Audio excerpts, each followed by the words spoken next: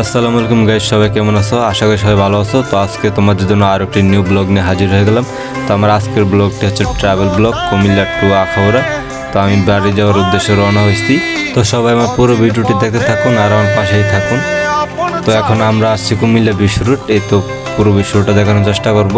তো এটা হচ্ছে কম বেশি সবাই চিনে থাকেন, কুমিল্লা বিশ্ব রুটের ফ্লাইওভার উপর থেকে আমি পুরো বিশ্বটা দেখানোর চেষ্টা করছি।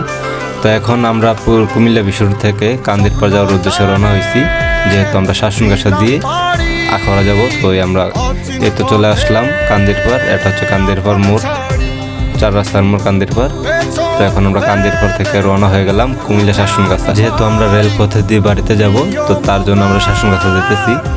এই তো চলে আসলাম কুমিল্লা স্টেশন। দেখতে পাচ্ছেন কুমিল্লা স্টেশন, এটা হচ্ছে কুমিল্লা রেলওয়ে স্টেশন। পুরো রেল স্টেশনটাকে আপনাকে দেখানোর চেষ্টা করব। তো আমি সময়ের অভাবে কুমিল্লা স্টেশনের মূল গেট দিয়ে ঢুকতে পারিনি, তার জন্য আমি দুঃখিত। তার জন্য আমি আউটসাইড দিয়ে কুমিল্লা স্টেশন প্রবেশ করছি। এই তো চলে আসলাম কুমিল্লা স্টেশনের মূল পর্বে। যেহেতু আমরা কুমিল্লা স্টেশন দিয়ে বাড়িতে যাব, তার জন্য ফ্লাইওভারের উপরে উঠলাম। তারপর পুরো এরিয়াটা দেখানোর চেষ্টা করলাম। আপনারা দেখেন পুরো এরিয়াটা কেরম লাগতেছে, কমেন্ট বক্সে অবশ্যই বলবেন। আর আমার একটু নার্ভাস ফিল হইতেছিল, কারণ জীবনের প্রথমবার এরকম ট্রাভেল ব্লগ করতেছিলাম। তো আমাদের কাঙ্ক্ষিত ট্রেনটি চলে আসছে, যে ট্রেনে করে আমি বাড়িতে যাব। আর এটা হচ্ছে ট্রেনের ইঞ্জিনের ভিতরের অংশ। তো আমি জীবনের প্রথমবার ট্রেনের ইঞ্জিনে উঠছি। আমাদের ট্রেনটি ছেড়ে দেওয়া হয়েছে কুমিল্লা থেকে। আমরা এখন আখাউড়ার উদ্দেশ্যে রওনা হয়ে গেছি। ট্রেন চলতেছে ধীরে ধীরে। আর এটা হচ্ছে ট্রেনের ভিতরের অংশ।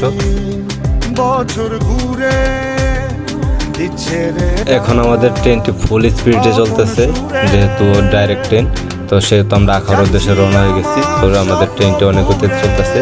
আর চতুর্দিকে শুধু বাতাস, খোলামেলা পরিবেশ। তো বাইরের দৃশ্যটা সত্যি অনেক অসাধারণ ছিল। বাইরের গাছপালাগুলো অনেক সুন্দর ছিল, সবুজ শ্যামল গাছপালা, যাকে আপনারা এক কথা বলতে পারেন যে সবুজ শ্যামল বাংলাদেশ, সবুজে ঘেরা। তো এখন আপনারা বুঝতে পারছেন যে আমাদের ট্রেনটি কতটা স্পিডে চলতেছিল, অনেকটা স্পিডে চলতেছিল, যার ফলে ভ্রমণটা অনেক সুন্দর ছিল।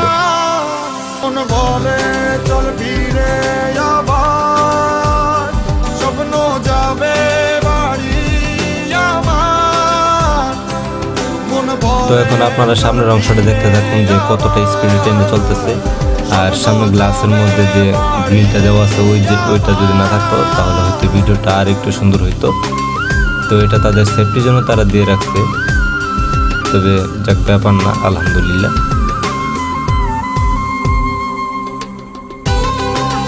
তো এই তো আমরা চলে আসছি আখাউড়ার কাছাকাছি চলে আসছি। ট্রেন আমাদের একদম স্লো হয়ে গেছে, আমরা স্টেশনের খুব দায়ের কাছে আছি।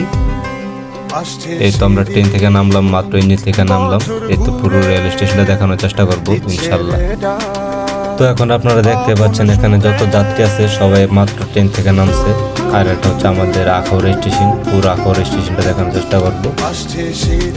এটা হচ্ছে আখাউড়া স্টেশন ফ্লাইওভার থেকে দেখানোর চেষ্টা করতেছি, দুটো পাশ দিয়ে দেখানোর চেষ্টা করলাম। এটা হচ্ছে আখাউড়া স্টেশন। তো আমি এখন আখাউড়া থেকে সোজা গঙ্গাসাগর চলে যাব। তো এটা হচ্ছে গঙ্গাসাগর যাওয়ার পথে, দেখতে পাচ্ছেন এটা হচ্ছে আমাদের গঙ্গাসাগর বাজার। আর অল্প আমি চলে আসছি।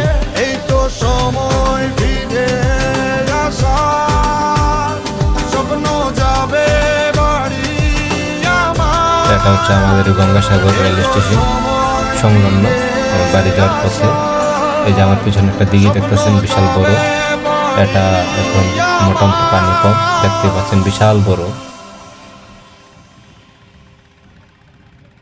তবে এখান থেকে আমার বাড়িতে যেতে মাত্র 5 মিনিট সময় লাগে। তো আমি অটো করে বাড়িতে চলে যেতেছি। তো এখানে আমাদের গ্রামের ভিতরে ঢুকলাম। তো গ্রামের ভিতরে ঢোকার পরে সবার আগে মাঠটাকে দেখানোর চেষ্টা করলাম। তো আজকে আমার এই ব্লগটি এখানে শেষ। আপনারা যারা আমার পুরো ভিডিওটি দেখছেন তাদেরকে সবাইকে অসংখ্য ধন্যবাদ আমার পাশে থাকার জন্য। ধন্যবাদ সবাইকে। ভালো থাকবেন, সুস্থ থাকবেন।